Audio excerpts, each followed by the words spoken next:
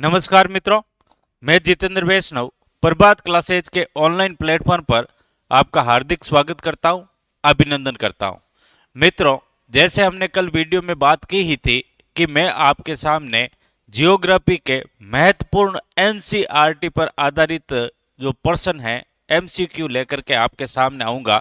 हम उसका अध्ययन करेंगे। यह हमारी हम ये कह सकते हैं पशुधन सहायक भर्ती परीक्षा और जो 4th ग्रेड परीक्षा है जो अभी चल रही है, राजस्थान की सभी प्रतियोगी परीक्षाओं के लिए ये आपके लिए रामबाण सिद्ध होंगे। तो मित्रों, हम यहाँ पर बात करते हैं एमसीक्यू क्वेश्चनों के बारे में चर्चा करेंगे और उनके फैक्टों के बारे में यहाँ पर समझेंगे। पहला क्वेश्चन हमने यहाँ पर जलवायु टॉपिक से लिया है। यहाँ पर पहला क्वेश्चन क्या है, जलवायु टॉपिक से मैंने आपके यहाँ पर पहला क्वेश्चन लिया है और पहला क्वेश्चन क्या है ये हम पढ़ते हैं। यदि यहाँ पर हम ये कह सकते हैं, कहा गया है कि यदि राजस्थान की अक्षांश से स्थिति 23 डिग्री 3 मिनट उत्तरी अक्षांश से 30 डिग्री 12 मिनट उत्तरी अक्षांश की जगह 23 डिग्री 3 मिनट दक्षिणी अक्षांश से 30 डिग्री 12 मिनट दक्षिणी अक्षांश हो तो राजस्थान की जलवायु कैसी होगी। बहुत ही अच्छा और प्यारा सा क्वेश्चन है मित्रों। यहाँ पर हम बात करेंगे, ये जो हमने हमारे एलएसए के जो यहाँ पर टेस्ट सीरीज चल रही है उस टेस्ट सीरीज में मैंने ये क्वेश्चन दिया था। तो यहाँ पर क्या बात हो रही है मित्रों, हम यहाँ पर देखते हैं कि यहाँ पर जैसे आपको यह पूछा जा रहा है, ये आपका 0 डिग्री अक्षांश और यहाँ पर हम ये कह सकते हैं यह है आपकी कर्क रेखा 23.5 डिग्री उत्तरी अक्षांश और यहाँ पर यह है आपका 23.5 डिग्री दक्षिणी अक्षांश जिसे मकर रेखा कहा जाता है। अब यहाँ पर मित्रों बात क्या हो रही है कि राजस्थान की अक्षांशीय स्थिति यहाँ पर कह रहा है कि यहाँ पर ये राजस्थान की अक्षांशीय स्थिति 23 डिग्री 3 मिनट 23 डिग्री 3 मिनट उत्तरी अक्षांश से लेकर के यहाँ पर यह है 30 डिग्री 12 मिनट उत्तरी अक्षांश। अब यहाँ पर इन अक्षांशों के बीच में यहाँ पर हम ये कह सकते हैं राजस्थान की लोकेशन है, राजस्थान की यहाँ पर स्थिति है। अब यहाँ पर हमें क्या कहा गया है प्रश्न में कि यदि राजस्थान की अक्षांश से स्थिति 23 डिग्री 3 मिनट उत्तरी अक्षांश से 30 डिग्री 12 मिनट उत्तरी अक्षांश की जगह यहाँ पर 23 डिग्री 3 मिनट दक्षिणी अक्षांश से 30 डिग्री 12 मिनट दक्षिणी अक्षांश के बीच में होती। अब ये कह रहा है कि यहाँ पर राजस्थान की लोकेशन 23 डिग्री 3 मिनट दक्षिणी अक्षांश से 30 डिग्री 12 मिनट दक्षिणी अक्षांश की होती। मित्रों, बहुत ही प्यारा क्वेश्चन है। अब ये कह रहा है कि राजस्थान की जो लोकेशन है वो यहाँ ना होकर के यहाँ पर होती, तो राजस्थान में किस प्रकार की जलवायु होती, कौन सी जलवायु होती। तो यहाँ पर मैं आपको मित्रों बता दूं कि हमने यहाँ पर पहले ही कहा है कि अक्षांशों के द्वारा किसी भी क्षेत्र की जलवायु ज्ञात की जाती है और हमने अक्षांशों के द्वारा ही वैश्विक ताप कटिबंधीय क्षेत्र के बारे में पढ़ा था। तो हमने यहाँ पर कहा था कि यहाँ पर ये उष्ण ताप कटिबंधीय क्षेत्र है कर्क रेखा से मकर रेखा के बीच का क्षेत्र। फिर हमने यहाँ पर शीतोष्ण के बारे में पढ़ा था और फिर हमने यहाँ पर शीत ताप कटिबंधीय क्षेत्र के बारे में पढ़ा था। और यहाँ पर जब इसका हमने सब डिवाइडेशन किया था तो हमने कहा था कि ये जो हमारी राजस्थान की लोकेशन है वो उपोष्ण ताप कटिबंधीय क्षेत्र में आती है। राजस्थान की जलवायु उपोष्ण प्रकार की है। कैसी है? उपोष्ण प्रकार की। अगर ये कह रहा है कि राजस्थान की लोकेशन यहाँ पर उत्तरी गोलार्ध में ना होकर के अगर दक्षिणी गोलार्ध में राजस्थान की लोकेशन होती तो जलवायु कौन सी होती। तो मित्रों, मैं आपको बता दूं, अगर सेम अक्षांश से स्थिति होती और उत्तरी गोलार्ध के बजाय अगर हम दक्षिणी गोलार्ध में, उत्तरी अक्षांश की बजाय अगर हम दक्षिणी अक्षांश में स्थित होते इन्हीं अक्षांशों पर, तो राजस्थान की जलवायु में किसी भी प्रकार का कोई परिवर्तन नहीं होता तथा राजस्थान की जलवायु उपोष्ण प्रकार की ही होती। कैसी होती? उपोष्ण प्रकार की। तो मित्रों, इसका उत्तर है जो आपका सी जाएगा, उपोष्ण प्रकार का। यहाँ पर मैंने आपको जब हमने जलवायु का जिक्र किया था है हमारा जो YouTube पे भी वीडियो डाल रखा है जलवायु के बारे में, जो हमने जलवायु का जिक्र किया था, अच्छी तरीके से मैंने आपको वहां पर वैश्विक तापकटिबंधीय क्षेत्र को समझाया था, किस प्रकार से अक्षांशों के द्वारा हम किसी भी क्षेत्र की जलवायु ज्ञात करते हैं, तो उसके बारे में मैंने बताया था। एक बहुत ही अच्छा सा तथा प्यारा सा क्वेश्चन है जो मैंने आपको यहाँ पर बताया, इमेज करके ऐसे क्वेश्चन पूछे जा सकते हैं। जैसे आप उच्च स्तर की भर्ती परीक्षाएं देते हैं तो यहाँ पर आपको अधिकांश से प्रश्न है ऐसे प्रश्न देखने को मिलते हैं। तो यहाँ पर ये हमारा जो अगर लोकेशन चेंज होती है, उत्तरी गोलार्ध की बजाय हम दक्षिणी गोलार्ध में राजस्थान की लोकेशन हो जाती और सेम अक्षांश ही रहते तो जलवायु भी सेम प्रकार की होती, उपोष्ण प्रकार की होती। अब एक क्वेश्चन यहाँ पर ऐसा पूछा जा सकता है मित्रों, यहाँ पर जैसे सेम अक्षांश रखे, यहाँ पर थोड़ा सा परिवर्तन कर देता है, इस प्रकार से सुन लो कि यहाँ पर आपको ये उत्तर देना है, कमेंट बॉक्स में आप इसका उत्तर दोगे। मैं आपको प्रश्न पूछ रहा हूं, यदि राजस्थान की अक्षांश स्थिति है, यहां पर मैं ये कह सकता हूं 70 डिग्री उत्तरी अक्षांश से 77 डिग्री 9 मिनट उत्तरी अक्षांश के बीच में होती, ठीक है। तो राजस्थान की जलवायु किस प्रकार से होती, मैं यहां पर यह पूछना चाहता हूं। यहां पर यह मान लो 70 डिग्री उत्तरी अक्षांश से 77 डिग्री उत्तरी अक्षांश मान लो, ठीक है। तो यहां के बीच में अगर राजस्थान की स्थिति होती तो राजस्थान की जलवायु कैसी होती, मेरा ये क्वेश्चन है। आप कमेंट बॉक्स में आप उत्तर दोगे। अगर राजस्थान यहां पर उच्च अक्षांशों की ओर होता, ठीक है, जैसे हम यहां पर बात कर सकते हैं अक्षांश से स्थिति 70 डिग्री से उत्तरी अक्षांश से 77 डिग्री उत्तरी अक्षांश के बीच में होती, तो राजस्थान की जलवायु किस प्रकार से होती, ये उत्तर आप कमेंट बॉक्स में दोगे, ठीक है। अब हम अगले प्रश्न पर चर्चा कर रहे हैं मित्रों। हाँ, राजस्थान के भू आकृतिक प्रदेश में, राजस्थान के भू आकृतिक प्रदेश में बांगड़ के मैदान को, यह भी बहुत ही अच्छा क्वेश्चन है। यहां पर हम ये देखते हैं राजस्थान के भू आकृतिक प्रदेश में बांगड़ के मैदान को खादर से अलग कौन सा भौतिक प्रदेश करता है। बहुत ही अच्छा तथा हम ये कह सकते हैं प्यारा सा क्वेश्चन है। यहां पर मैं आपको थोड़ा सा एक मैप के द्वारा समझा देता हूं।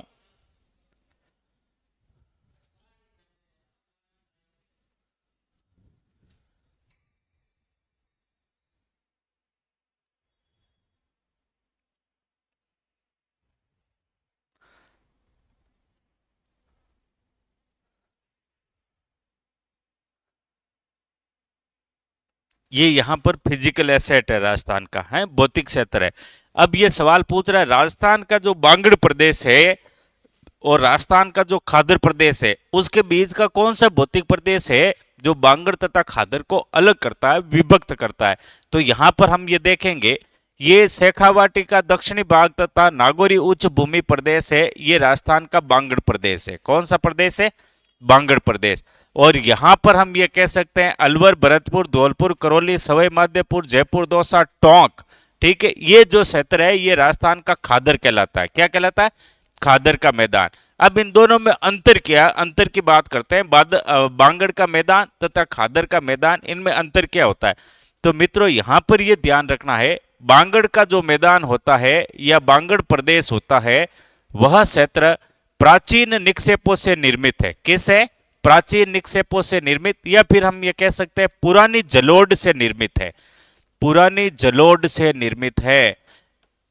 यहां पर यह ध्यान रखना। और जो खादर का क्षेत्र है वह खादर प्रदेश है, खादर का मैदान है, वो नवीन जलोढ़ से या नवीन निक्षेप से निर्मित है। किस है, नवीन निक्षेप, निक्षेप से निर्मित है, यानी कि नई जलोढ़ से निर्मित है।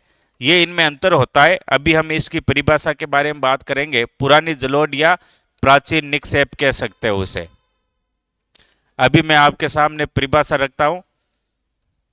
हाँ, खादर का मैदान किसे कहा जाता है, तो मित्रों सुनो, नदी द्वारा बहाकर लाए गए प्राचीन निक्षेपों से निर्मित मैदानी भूभाग है, बांगड़ मैदान कहलाता है, बांगड़ का प्रदेश कहलाता है।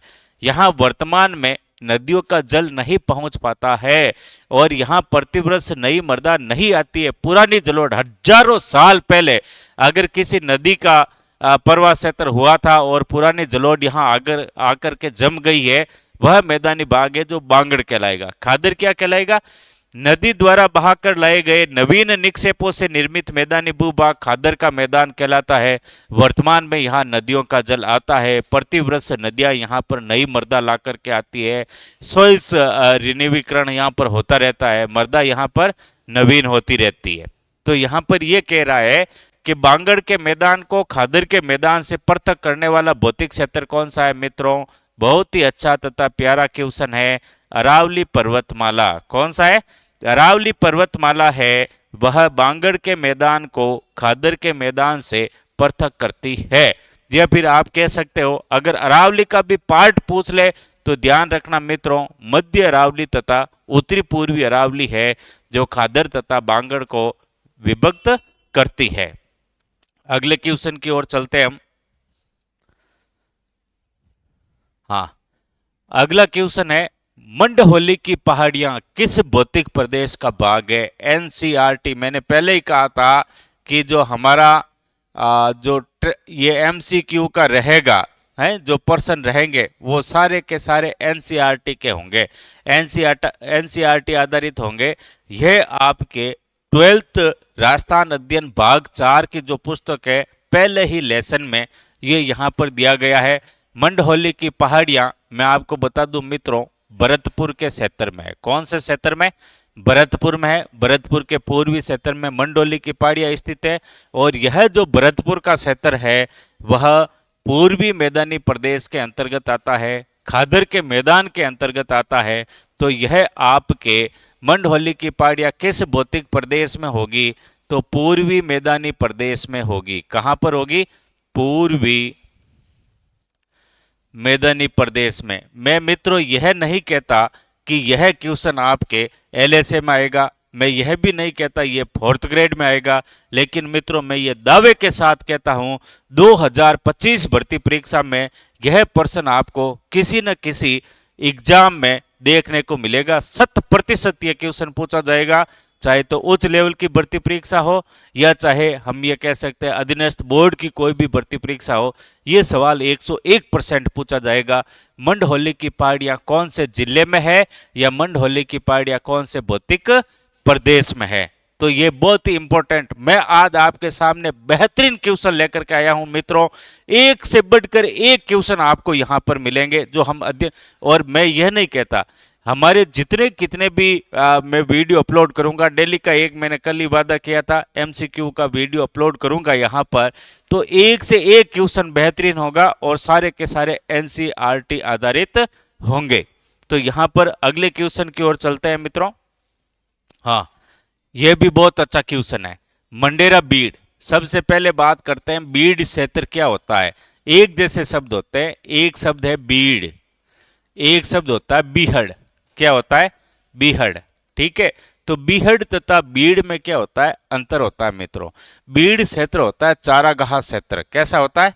चारागाह क्षेत्र है ऐसा क्षेत्र जहां पर हम कृषि नहीं करके है मवेशियों को चराने के लिए, चारागाह के लिए छोड़ देते हैं, उस क्षेत्र को हम बीड़ कहेंगे। बीहड़ क्या होता है? गहरी गहरी कंदराएं होती हैं, गहरे गहरे गड्ढे होते हैं जो नदी के या वर्षा के जल के अवनलिका अपर्दन के कारण निर्मित होते हैं। ध्यान रखना मित्रों, कौन सा अपर्दन है? अवनलिका। अवनलिका अपर्दन के कारण, अवनलिका अपर्दन के कारण, अवनलिका अपर्दन को ही कहा जाता है नाली अपर्दन। क्या कहा जाता है? नाली अपर्दन। अवनलिका अपर्दन या नाली अपर्दन के कारण क्या होती है? गहरी गहरी कंदराओं या गड्ढों का निर्माण हो जाता है जिसे बीहड़ कहते हैं। राजस्थान में सर्वाधिक अवनलिका अपर्दन चंबल नदी के द्वारा होता है। चंबल के बाद हम बात कर सकते हैं सर्वाधिक अवनलिका अपर्दन गंभीर नदी के द्वारा होता है। गंभीर के बाद में हम बात कर सकते हैं गग्गर के द्वारा होता है। तो तीनों ही क्रम मैंने यहाँ पर बता दिए। सर्वाधिक मृदा का अवनलिका अपर्दन कौन सी नदी करती है? चंबल। चंबल के बाद गंभीर, गंभीर के बाद गग्गर। तो यह बहुत ही इंपॉर्टेंट क्वेश्चन है। सर्वाधिक बीहड़ कहां पर है? तो हमने बात कर रखी है क्लास में, है प्रतिशत के आधार पर धौलपुर में और क्षेत्रफल के आधार पर सवाई माधोपुर में। लेकिन मित्रों एक ध्यान रखना, अगर ये सवाल पूछ लिया जाए अवनलिका अपर्दन या नाली अपर्दन सर्वाधिक कहां पर होता है, तो उत्तर होगा कोटा। क्या होगा मित्रों? कोटा। कोटा जिले की हम बात कर सकते हैं 1.32 लाख हेक्टेयर भूमि है, वह आपके अवनलिका अपर्दन या नाली अपर्दन से प्रभावित है। जबकि सवाई माधोपुर की अगर हम बात करते हैं तो सवाई माधोपुर की 1.30 लाख हेक्टेयर भूमि है, वह अवनलिका या नाली अपर्दन से प्रभावित है। बहुत ही अच्छा क्वेश्चन है यहाँ पर। मंडेरा बीड़ यानी मंडेरा जो चारागाह क्षेत्र है वो कहां पर है? ये भी मित्रों आपके भरतपुर में ही है और यह भी आपके पूर्वी मैदानी प्रदेश का ही भाग है। तो डीग भरतपुर के क्षेत्र में हम ये कह सकते हैं यहां पर आपके मंडेरा बीड़ मिलेगा। एक राजस्थान का प्रसिद्ध बीड़ क्षेत्र है ये मंडेरा बीड़। हम ये कह सकते हैं राजस्थान का सबसे फेमस बीड़ बात करेंगे तो वो होगा आपके मंडेरा बीड़। मित्रों आगे हम बात करते हैं, अगले क्वेश्चन की ओर चलते हैं। कोपेन के अनुसार कौन सी जलवायु राजस्थान में नहीं पाई जाती? कोपेन ने राजस्थान की जलवायु का वर्गीकरण किया है, 4 भागों में बांटा राजस्थान की जलवायु को। तो कोपेन ने 4 भागों में बांटा, उनमें है BWHW है, जिसे हम शुष्क मरुस्थलीय प्रदेश कहते हैं। क्या कहते हैं? शुष्क मरुस्थलीय प्रदेश या शुष्क जलवायु क्षेत्र हम ये कह सकते हैं। BHHW अर्ध शुष्क जलवायु क्षेत्र। कौन सा है? अर्ध शुष्क जलवायु क्षेत्र। AW होगा आपके राजस्थान का सबसे दक्षिणी जलवायु क्षेत्र, जिसे हम उष्ण कटिबंधीय आर्द्र जलवायु कहते हैं। उष्ण कटिबंधीय आर्द्र जलवायु क्षेत्र। तो मित्रों ये तीनों ही तो यहां पर हम बात कर सकते हैं है यहां पर कोपेन के जलवायु वर्गीकरण के अनुसार। अब यहां पर चौथा दे रखा है DFE। ये DFE राजस्थान में नहीं है, यह जलवायु प्रदेश अरुणाचल प्रदेश का है। किसका है? अरुणाचल प्रदेश। कोपेन ने जो जलवायु वर्गीकरण किया था, भारत का जलवायु वर्गीकरण 8 भागों में है, जिसमें DFE का क्षेत्र है वह अरुणाचल प्रदेश का है। राजस्थान में कौन सा है? चौथा CWG। कौन सा है? CWG शीत शुष्क जलवायु क्षेत्र। तो यहां पर हम मित्रों बात करते हैं, हमारा ये जो 5वां क्वेश्चन था ये भी बहुत अच्छा सा तथा प्यारा सा क्वेश्चन था। आगे हम कोपेन के आगे कोई क्वेश्चन आएगा तो कोपेन का पूरा वर्गीकरण देखेंगे। अभी आज मैंने थोड़ी प्रश्नों की संख्या ज्यादा रखी है, इसलिए वीडियो क्या लंबा हो जाएगा। अब हम यहां पर अगले क्वेश्चन की ओर चलते हैं।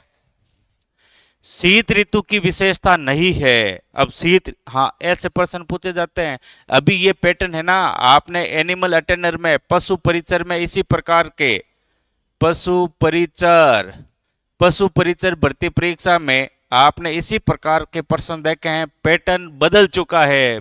अधीनस्थ बोर्ड के जो एग्जाम का पैटर्न है वो चेंज हो चुका है मित्रों। अधीनस्थ बोर्ड में आपने जो पशु परिचर की भर्ती परीक्षा थी उसमें आपने नोट किया होगा।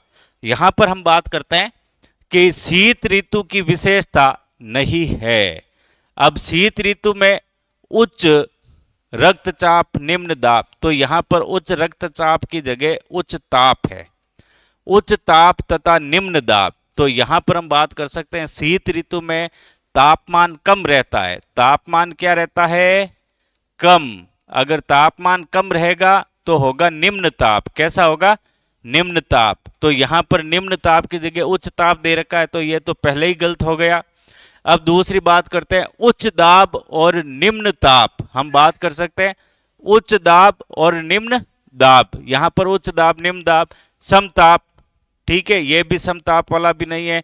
स्वच्छ एवं साफ मौसम, तो ये तो रहता है। यहां पर उच्च दाब एवं निम्न ताप है यहां पर, ठीक है। तो यहां पर हम बात करेंगे उच्च दाब एवं निम्न ताप, ठीक है। और यहां पर समताप और स्वच्छ एवं साफ मौसम। तो मित्रों यहां पर बी और डी यहां पर सही जाता है। तो यहां पर बी और डी से बात करेंगे कौन कौन से? सी डी समताप दाब, ये यहां पर इस क्षेत्र में हम देखते हैं वापस स्वच्छ एवं साफ मौसम, ठीक है, ये इसकी विशेषता है। तो इसकी विशेषता डी हो जाती है, डी इसकी विशेषता रहेगी, है समताप। ठीक है, तो यहाँ पर समताप की जगह निम्न ताप का दाब क्षेत्र रहता है यहाँ पर। ठीक है, समताप और समदाब का क्षेत्र रहेगा। उच्च दाब की बात करते हैं तो उच्च दाब रहता है यहाँ पर, लेकिन यहाँ पर फिर आगे निम्न दाब लिख दिया है। ठीक है, और यहाँ पर उच्च ताप रक्तचाप यहाँ पर मिस प्रिंटिंग हो रखी है मित्रों, तो यहाँ पर ये ध्यान रखना है तापमान यहाँ पर क्या रहता है, कम रहता है, तो निम्न ताप का क्षेत्र रहेगा। और दूसरी विशेषताओं की बात करते हैं जो इसका उत्तर होता है, तो यहाँ का उस समय दाब होता है वो उच्च दाब होता है, क्योंकि मित्रों आपको पता है ताप तथा दाब में क्या होता है, विलोम संबंध होता है। क्या होता है, विलोम संबंध। और यहाँ पर तीसरी विशेषता की अगर हम बात करते हैं तो मौसम क्या होता है, स्वच्छ एवं साफ होता है। ये भी शीत ऋतु की विशेषता है, मौसम है स्वच्छ एवं साफ रहेगा। है तो यहाँ पर थोड़ी सी मिस प्रिंटिंग हो रखी है क्वेश्चन में, तो यहाँ पर थोड़ा सा ध्यान रखना मित्रों। विशेषता क्या होगी, यहाँ पर निम्न ताप एवं उच्च दाब रहेगा, ये विशेषता ध्यान रखना शीत ऋतु की। निम्न ताप एवं उच्च दाब एवं मौसम क्या रहेगा, स्वच्छ एवं साफ रहेगा। चलो मित्रों चलते हैं अगले क्वेश्चन की ओर। बरखान बालू का स्तूप के संदर्भ में सत्य नहीं है। बरखान बालू का स्तूप के संदर्भ में सत्य नहीं है, यानी कि आपको क्या ढूंढना है, असत्य कथन ढूंढना है। तो असत्य कथन है आपके विनाशकारी होते हैं, बिल्कुल सही है। बरखान बालू का स्तूप विनाशकारी होते हैं, गतिशील होते हैं, ये भी सही है। बरखान बालू का स्तूप गतिशील होते हैं। इनकी आकृति अर्धचंद्राकार, बिल्कुल सही है। अर्धचंद्राकार। स्थिर है, नहीं, इनमें स्थिरता नहीं पाई जाती है, ये गतिशील है। कैसे है, गतिशील। तो यहाँ पर सत्य नहीं है, ये बालू का स्तूप स्थिर नहीं होते हैं मित्रों। बरखान बालू का स्तूप की बात करते हैं तो बरखान बालू का स्तूप, या इसे आप बरछान कह सकते हो। क्या कह सकते हो, बरछान। बरखान या बरछान बालू का स्तूप की बात करते हैं मित्रों, तो यह बालू का स्तूप हम ये कह सकते हैं पवन के विपरीत बनते हैं। पवन के कैसे बनते हैं, विपरीत। मंद एवं धीमी धीमी पवन के यह विपरीत बनेंगे। इन बालू का स्तूपों की बात करते हैं तो इनकी हाइट कम होती है, 10 से 20 मीटर तक हाइट होती है। हाइट कम होने की वजह से ये क्या होते हैं, हल्के होते हैं। हल्के होने की वजह से इनमें क्या पाई जाती है, गतिशीलता पाई जाती है। और गतिशील होने के कारण ये क्या है, विनाशकारी है। कैसे है, विनाशकारी। विनाशकारी क्यों माने जाते हैं, क्योंकि यह मरुस्थलीकरण के लिए जिम्मेदार माने जाते हैं। मरुस्थलीकरण के लिए यह उत्तरदायी माने जाते हैं मित्रों।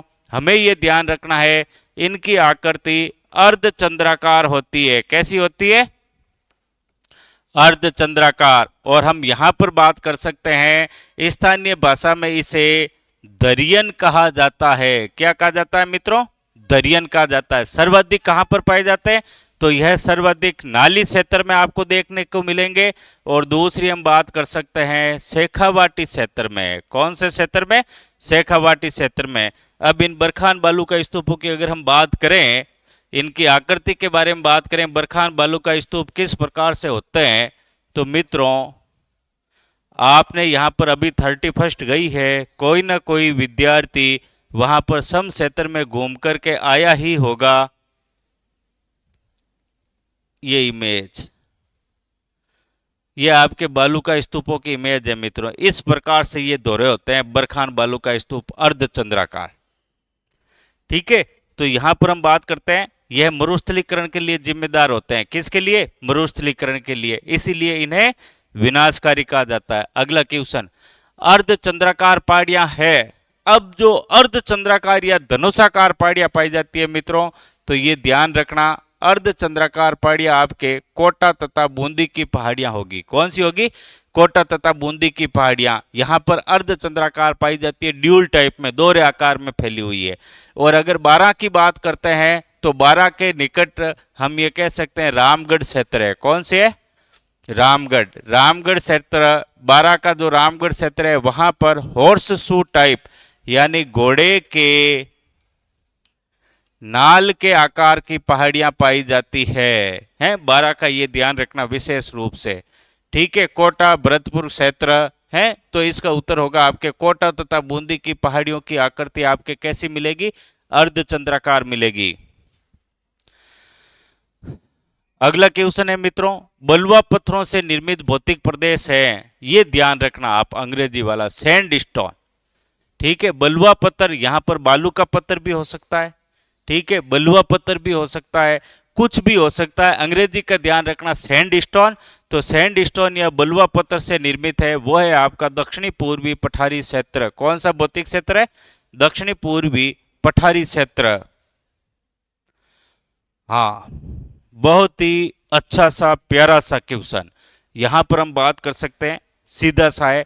अब यहां पर कहा गया है कि राजस्थान के भौतिक प्रदेश में जो मरुस्थलीय क्षेत्र है वह आपका 61.11% एरिया कवर्ड बाय डेजर्ट, 61% भाग मरुस्थलीय है। फिर हम बात कर सकते हैं अरावली पर्वतमाला है, वह आपके 9% भाग पर फैली हुई है। फिर हम बात कर सकते हैं मैदानी भाग, तो मैदानी भाग 23% भाग में फैले हुए हैं।